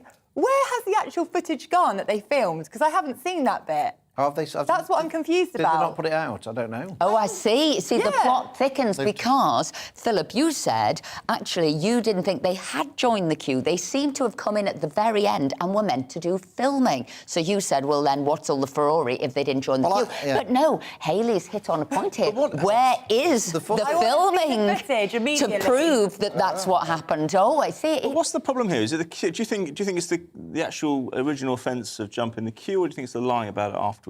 Because I don't think... I mean, I think listen, lying about it. we all lie about stuff now and again, don't we? You're quite right. Look, I always say if you choose to do something, you've got to know why you've done it and be able to explain it. You can't change your views part way through. So if you are going to take a fast route, well, explain. Yes, I did for X, Y and Z. Or if you're not, explain why. So I think you're hitting on a point there, Aidan. What was it? Was it the ducking of worse it crimes afterwards? in the world. Did someone deserve to lose their job? They're never going to get over this, though, are they? I mean, they'll always be remembered. I mean, they'll always be remembered. It's going to go on forever. If you literally look on all the social media platforms, people are kicking off every day. And I think you're right. I think the point is they came on the next day and said, we didn't skip the queue. But we were all like, but you did skip the queue. So I think that's what wound the British public up. And you can't... How about Strictly? Because this is this. I know you'd love this. So moving on now to Strictly. I was so excited last night because we got to see all the partners paired up, which they do string out a little bit. But we actually got to see them dance for the first time. And I was like, what is going on? Because they were all kind of just sort of freestyling. But because I was a dance teacher, I can tell who can dance straight away. So I could see their arms, I could see their footwork. Tony Adams was interesting. Oh, was he more coordinated than you thought? Maybe Phil could dance better. No. Well, no, I don't think I could. To be fair. So he's the Anne Widdecombe, John Sargent. I think so. Yeah, I think so. He's a novelty act. And I know you also know, and I think are friends with, Matt Goss. And I hear a little bit of gossip that he's doing his training at Pineapple with Nadia. Yes, so... There we go, Esther. I'm impressed. Yeah. See, I find out these things. Well, he's moved over from Las Vegas, so this is his chance. I mean, he's like, oh, I can't dance. Oh, I'm really scared. No, he's not. He's going to work it, isn't it? And he's teamed up with Nadia. She's a beautiful blonde girl, so I think they're going to be a great combo. Although my money is going on. If you're listening at home, put your money on Kim Marsh and Graziano, because I always predict the reality shows right from the beginning. Kim Marsh, we're going to play this back. We're going to play this back at the end. I've said it here now. How quickly can they learn this, do you think?